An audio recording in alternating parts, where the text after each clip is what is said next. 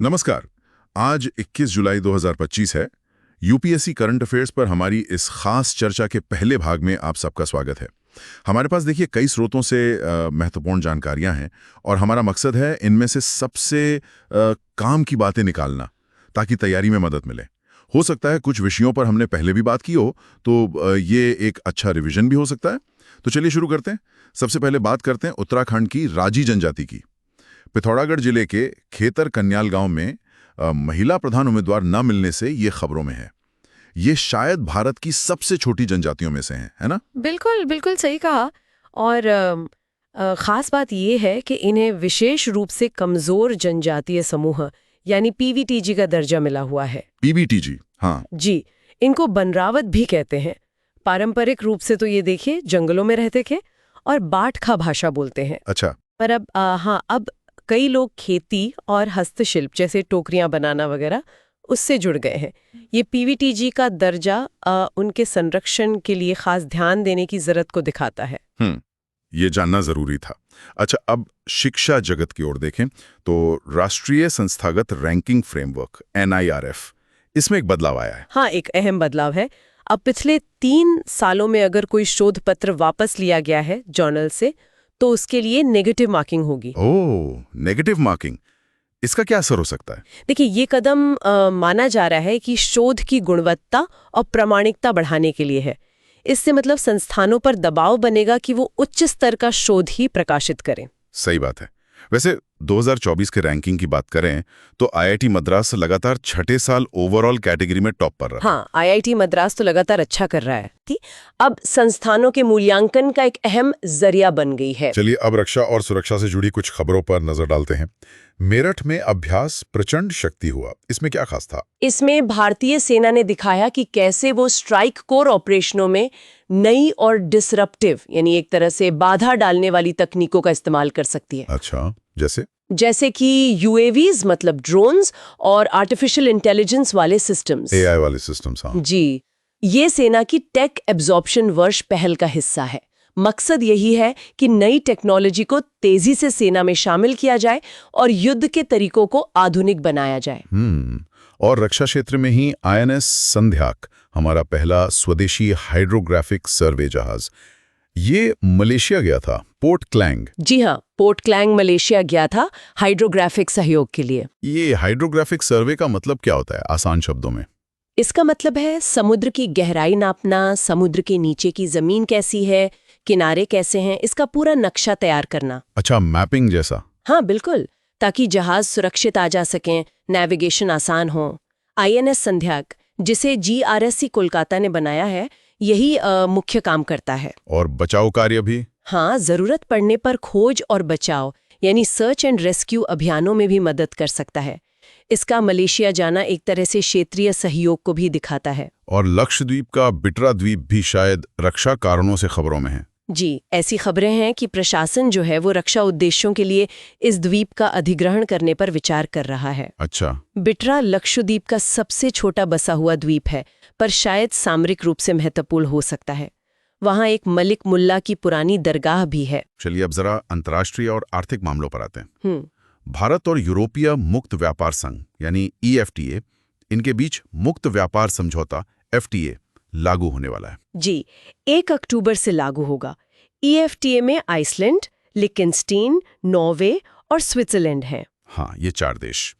पर ये यूरोपीय संघ EU से अलग कैसे, ये समझना जरूरी है। हाँ, ये एक अहम सवाल है।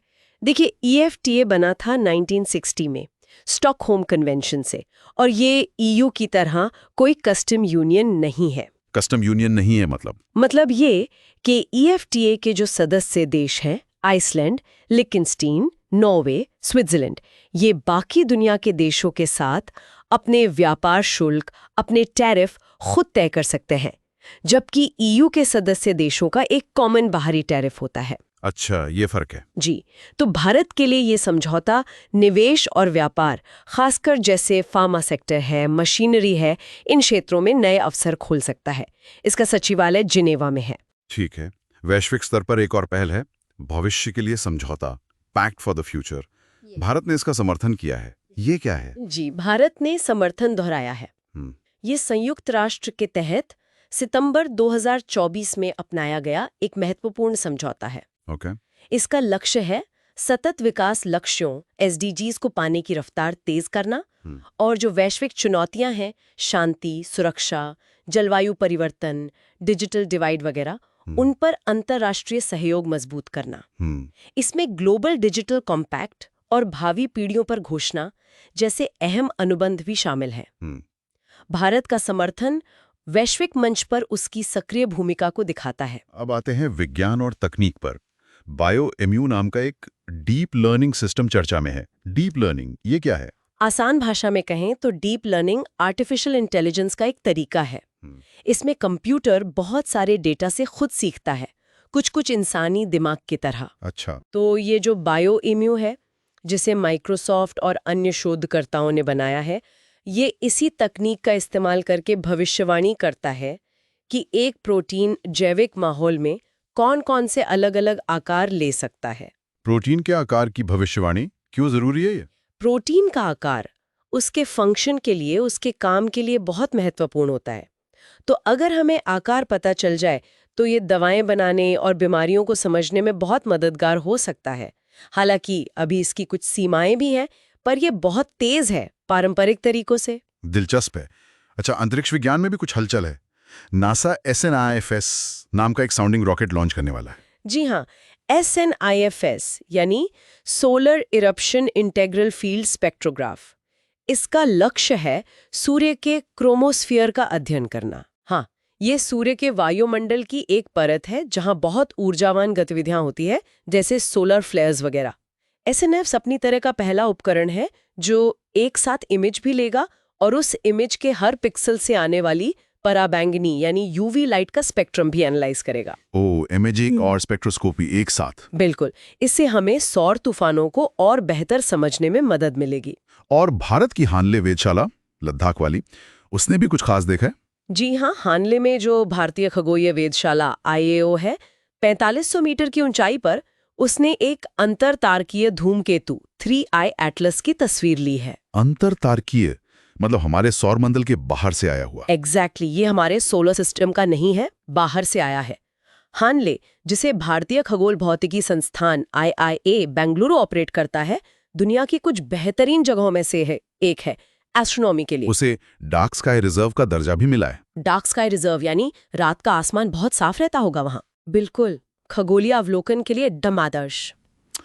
तो ये थी आज की कुछ अहम सुर्खियां। हमने राजी जनजाति और PVTG के महत्व से लेकर NIRF, रक्षा की नई तकनीकों, FTA समझौते, वैश्विक समझौतों और अंतरिक्ष की गहराइयों तक कई विषयों को छुआ। बिल्कुल, और इन सभी अलग अलग खबरों को एक साथ देखने पर एक दिलचस्प सवाल भी मन में आता है कि कैसे ये विविध घटनाएं, चाहे वो स्थानीय जनजातीय मुद्दे हों या राष्ट्रीय रक्षा पहल, अंतर्राष्ट्रीय कूटनीति या फिर ये वैज्ञानिक खोजें, ये सब आपस में किसी न किसी तरह से जुड़ी हुई हैं और मिलकर भारत के भविष्य की दिशा तय कर रही हैं। हाँ, यह सोचने वाली बात है। इस पर विचार करना वाकई में काफी अहम है, खासकर UPSC एस्पिरेंट्स के लिए। उम्मीद है ये चर्चा सभी सुनने वालों के लिए उपयोगी रही होगी।